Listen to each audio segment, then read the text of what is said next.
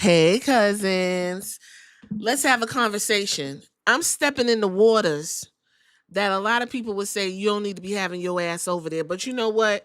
TLC said, don't go chasing waterfalls. Please stick to the rivers.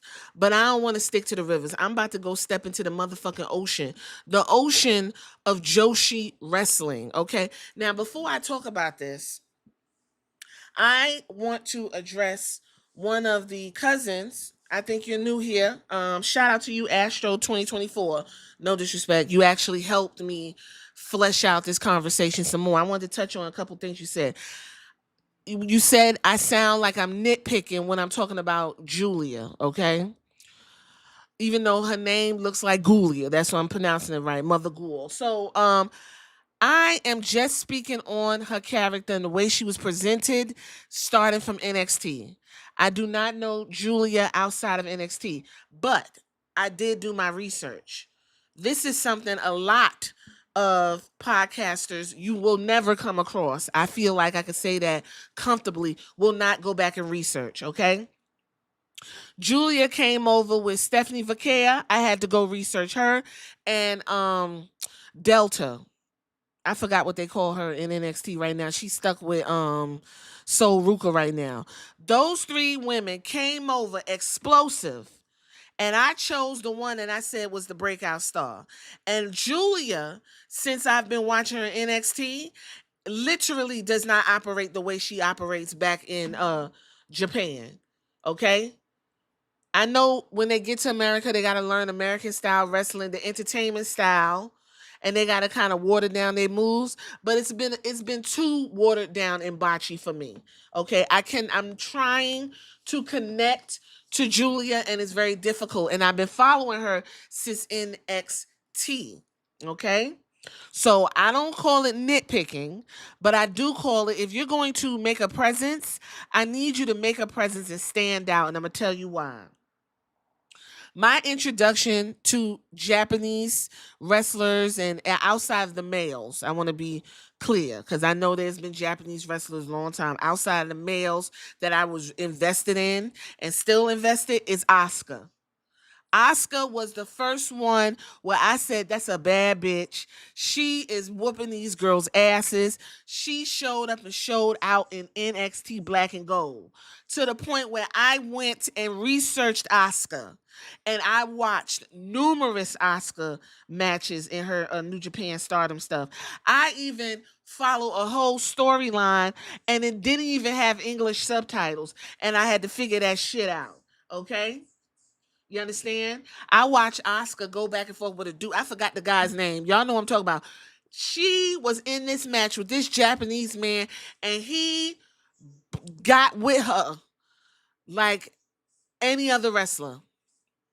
It reminded me of Attitude Era wrestler when the girls used to mix it up with the guys back in Attitude Era, and them motherfuckers was handling them like they meant to.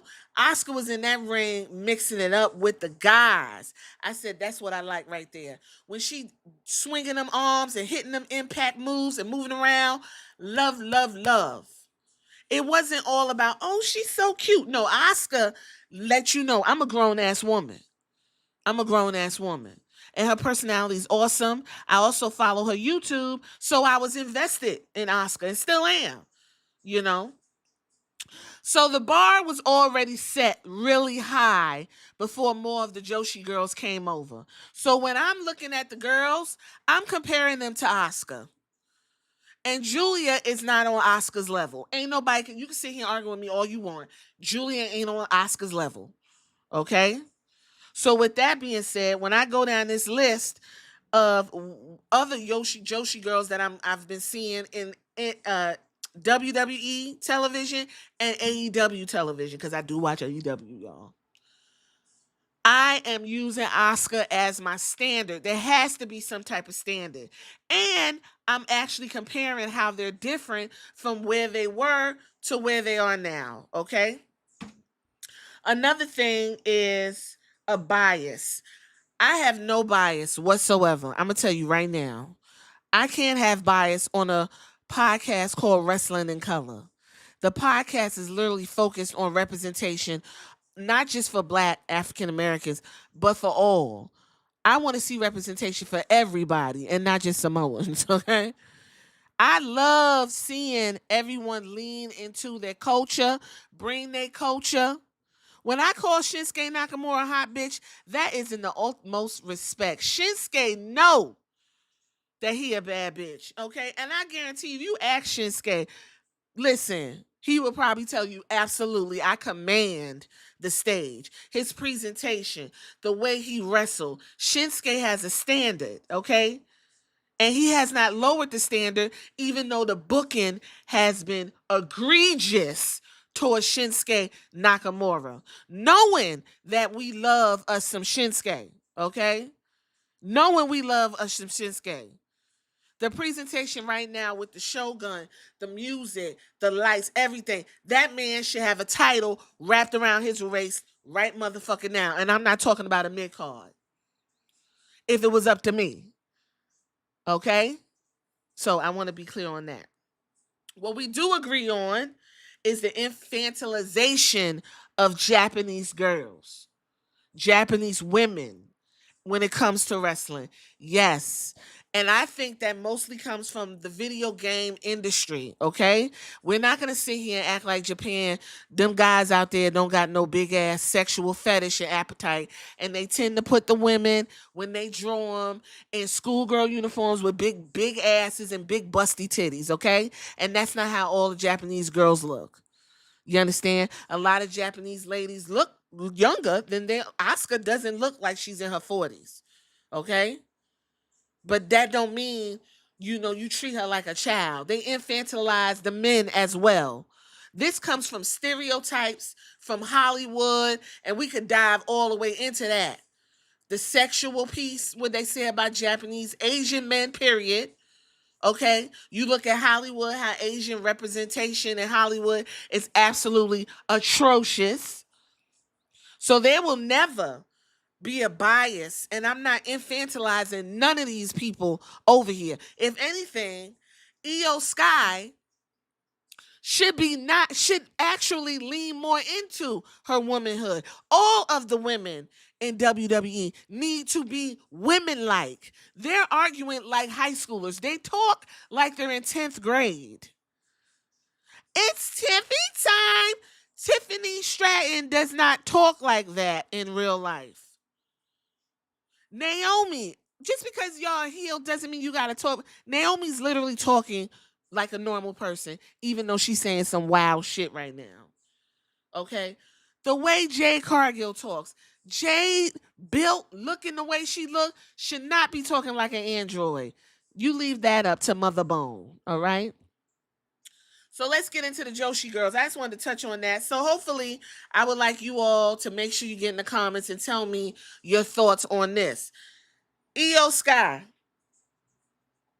a standard set to Asuka. I think Io Sky will be number 2 in terms of getting it in with the Asuka. Io Sky's fantastic in the ring. And I'm going to be honest with you. When Io Sky's having a difficult night, it's really not Io. It's the other person. Because Io Sky and Bianca Belair, magic. That triple threat, magic. She works well with Rhea Ripley. She works well with the bigger girls, Io Sky. Because Io Sky hits hard and she wants you to bring it. I could tell. But when Io's in there with somebody's her size or smaller, it don't go right. It don't go. Io needs to be up there with the big gals. I would love to see Io Sky versus Lash Legend. I want to see her take that tree down. That would be fantastic. Again, I already sung Asuka's praises. Kairi Sane is terrible. Has nothing to do with her being Japanese. She's fantastic presentation. Although I don't understand the pirate princess thing, it never was explained to me. Like, you're a pirate princess doing what? Getting the booty, which is the gold coins. I know, like, it's supposed to be fun, but I need something to sink my teeth into to actually invest and feel like I want to see Kairi Sane win. Kairi Sane is a botch machine. That's just what it is. You all like her maybe because, again, she cute. The presentation's cute. Oh, I need more from Kairi Sane. Now, when Kairi Sane was a part of the Black Lotus, down to the to the what was that? Lucha Underground, whole different person. I watched Io Sky fight Penta down to the Lucha Underground, and Penta wasn't easy on her either. So I know these chicks could bring it. Like, are you kidding? I don't know why they water this shit down for WWE TV. These little boys and little girls want to see some fucking wrestling too. We definitely didn't want to see nobody fucking in the middle of the ring. Ain't nobody water that shit down. Edge and Lita. Giulia, I already explained Giulia and my expectations that I had expectations for her that were pretty high, yes, but that is the way she was presented, and so far I'm not getting what I want. I'm not getting what I want from Giulia. She gonna have to do something else for me to get what I want. If there's no urgency, everything seems like it's just I'm here, and because they put a rocket on me, I don't really have to do much. It's real lackadaisical. And that's my honest opinion on that. Haruko Shida. I actually like her presentation. She reminds me of, now I don't get the names from the video games, but not virtual fighter. That was my favorite game too. It's gonna come to mind, but she reminds me of one of those action video games I used to always play. It's not virtual fighter. Okay, it was Soul Calibur. She reminds me of Song Mina. I like her Ashita. I don't know why she not being used like she need to be. Maybe it's because there's probably some immigration issues or whatever. Because I know it's been real difficult getting their paperwork and stuff together. But I enjoy Sheeta. I like her look. I like how she moves in the ring. I didn't do too much background on her, but I enjoy Sheeta for what it is. Riho. Only thing about her that I didn't like, she's so wiry. Like the way she was moving, I thought she was gonna get injured. But that's just the way her body moves. It's like water, just real loose. And I'm just like, damn, she doing all kind of moves, and I'm feeling like she finna get hurt. But that's just who he is. Riho is fine. I don't even know where Riho at. Um, Yaki Saki Sasaki. She reminds me of in Soul Calibur, yes, because a lot of them of Talum. She's small and moves real fast. If they ever did a Soul Calibur movie, you got two people right there that could do these characters. Small, moves fast. I like her move set. I think, of course, she's a cute woman. I like it, but she's not shown enough on TV for me to invest in her. Um, Emi Sakura. That's the one that's in the band. Like, I don't understand what that is. I know she been down in Ring of Honor. They don't give the Joshi girls enough time for anybody to really get into it with them. And their characters are like kind of weird. It's like really no character. It's just, I'm going to be in a band.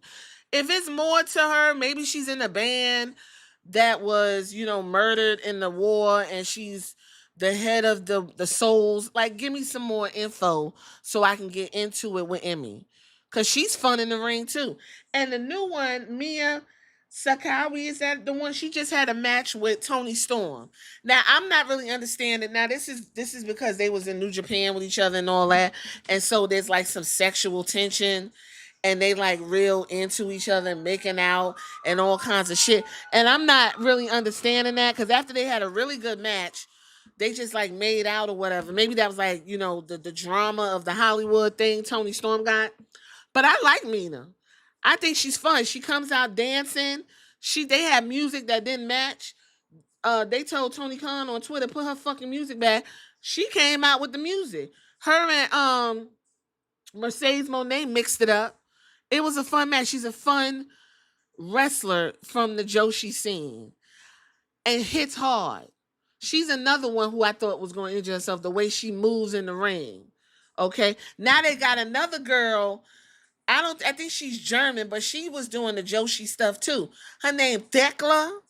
Now, I mean, I'm trying to get into this woman. She kind of hardcore as hell. I got to learn more about her, but I could see she could be really dominant if booked properly. Okay. Now, the only thing I will say about what makes things difficult to get into the Joshi thing without taking this too far is again, I go over there and I try to watch the stuff on YouTube. They don't translate it. It's very difficult to follow storylines.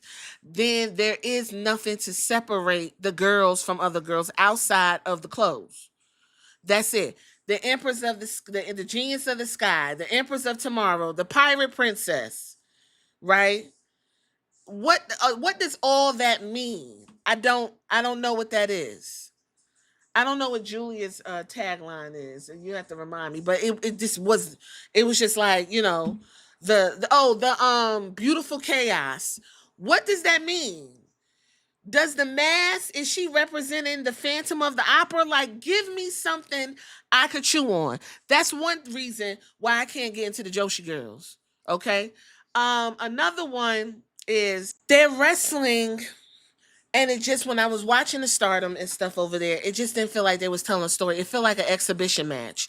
But then that could also be because I can't really understand, everything's in Japanese and they're not really translating shit. I don't know if Japan realizes that there's American like wrestling fans that want to get into their stuff, but they just like, well, you better figure the fuck out.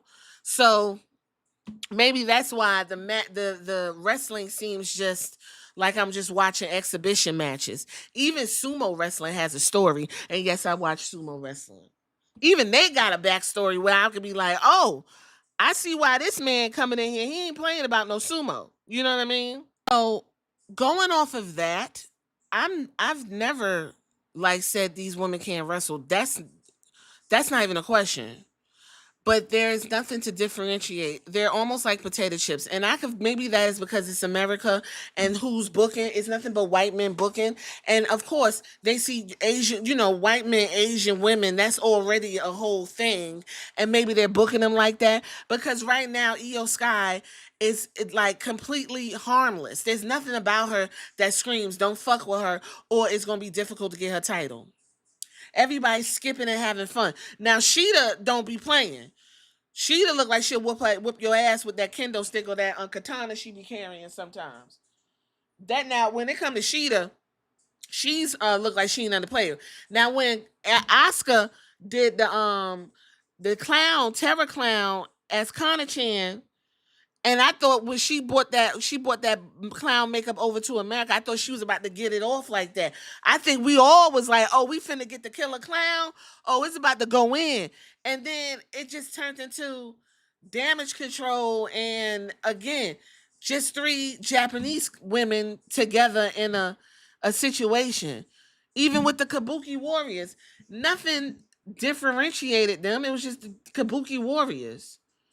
And if you go to way back, I talked about them using the name. Although Oscar and Kyrie Sane said they picked the name, I said that was going to be an issue because you're playing into old tropes that Americans already know. You're not showing us nothing new, which is why it's difficult for me to get into the Joshi girls. I hope I explained that as best as possible while answering those questions, but there's no bias. I'm not nitpicking. Also, remember, I'm having fun. I'm not talking about these people as like personally. I don't know them. I'm going by character only, okay? Because Giulia is also half Italian, so she's not leaning into that. I would love to see Japanese Italian, what that would look like meshed together, okay? Also, if you didn't know, I don't know if I'm late to this, but there's a Joshi women's wrestling in Houston called Spark.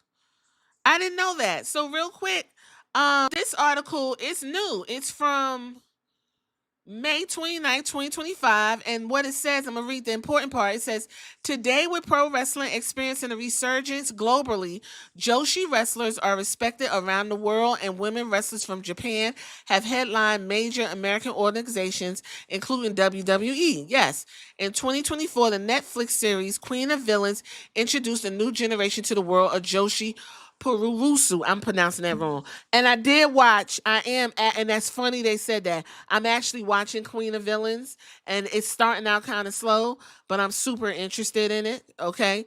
Next, they said anime, and I quote, anime and Japanese video games have been a part of American pop culture for decades, says Spark founder Shibi Leffer.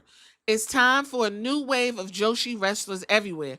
We're here to light the spark that will make Joshi the international cultural phenomenon deserves to be.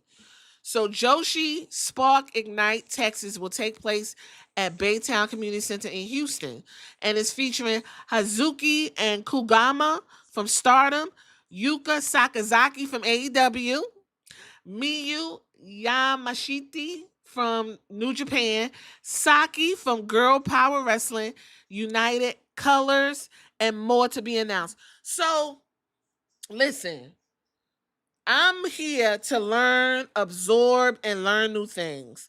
If Spark is on YouTube and I'm able to watch it, I will. Okay, but look, too much wrestling is gonna wear me the fuck out. But in the meantime, if you made it this far, I'm not gonna lighten up on the girls. The same shit I give Kyrie Sane, I'm gonna give it to Giulia. There is no bias over here. So tell me what y'all think. If you made it this far, I would love to hear it. That's all I got.